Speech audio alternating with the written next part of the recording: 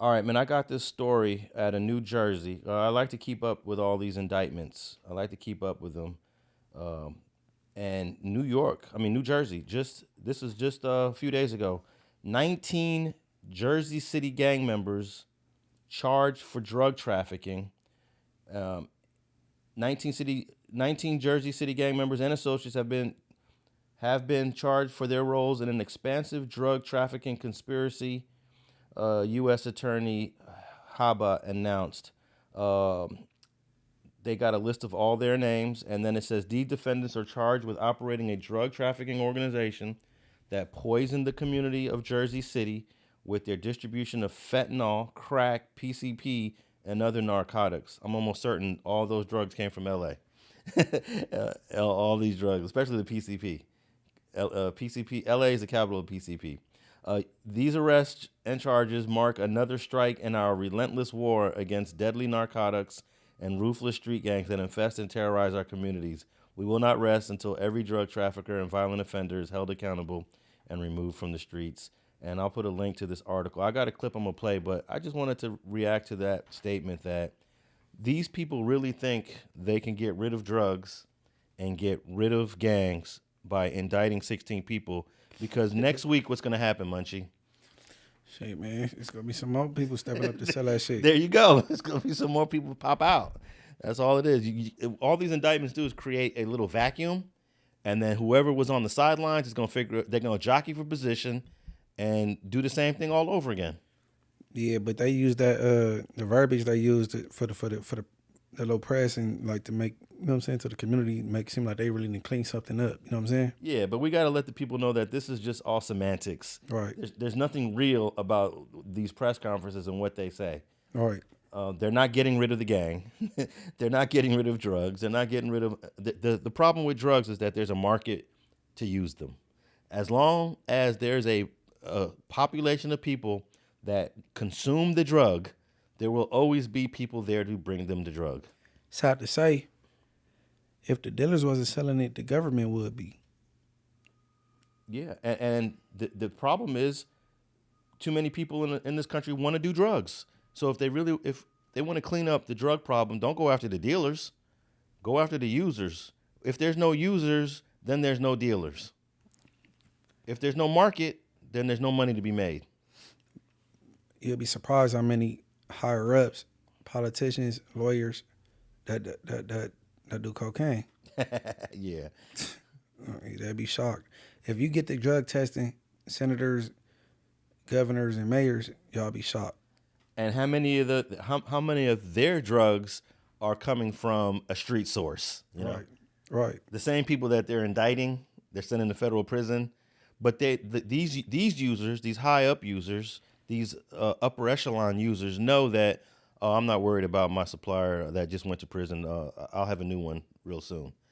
He'll be replaced. He'll be replaced in about a week or two. And he gonna buy some more from him when he get out. Yeah. So it's kind of like it's kind of a facade. Let me play this clip of the 19 alleged gang members charged in Jersey City, New Jersey. 19 alleged members of a Jersey City gang now face charges in a big drug trafficking conspiracy. Federal officials say the charges include conspiracy to distribute 40 grams or more of fentanyl, 28 grams or more of cocaine base, and other narcotics. Investigators say they observed and documented hundreds of narcotics transactions over a months-long probe. Boom. That's it. And not a lot of drugs that were actually taken into possession, just grams worth, not kilos, just grams. How was that even worth? That's not even indictment worthy. Well, I think they monitored them making sales and purchases and things of that sort. It seems grandiose in the beginning, but if you follow these 19 guys' cases, they all gonna be home within the next 36 months. There's no murders. Is this a state indictment or federal?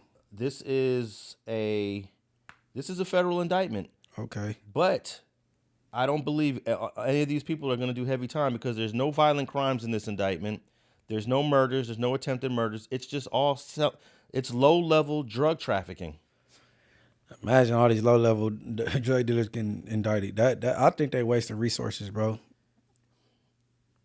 to take down some low level drug dealers. Like y'all could have arrested them individually. Know what I'm saying?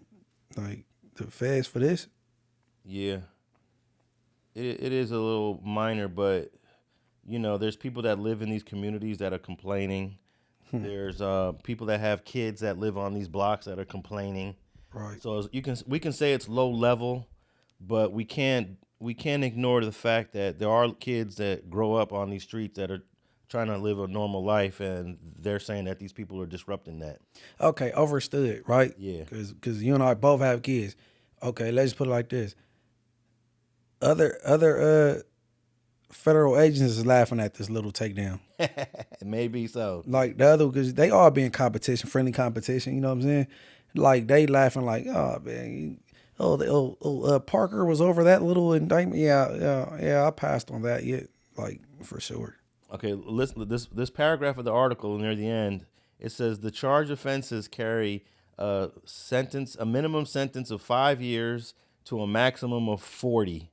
And I can tell you this: nobody getting 40. Yeah, nobody in this indictment is doing 40 years for selling grams of these various drugs.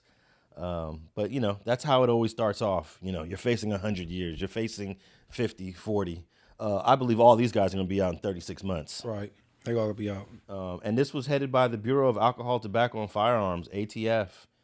They also had us DEA. This is the costly part of this that you're talking about, Munchie, because the question is, how come the New Jersey City PD just don't arrest these people?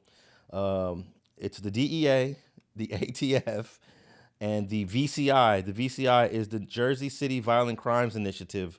We're all involved in this for arresting dudes for selling grams of cocaine and fentanyl. So, Well, maybe they bullied them. Maybe the feds bullied them for they you know what I'm saying? yeah. Man, maybe that was the state had it and the feds like, man, we got this. Now, what I don't know and what they don't usually provide to the media this early in the game is that these 19 guys might not all go fed because it's a collaboration between federal government and state government.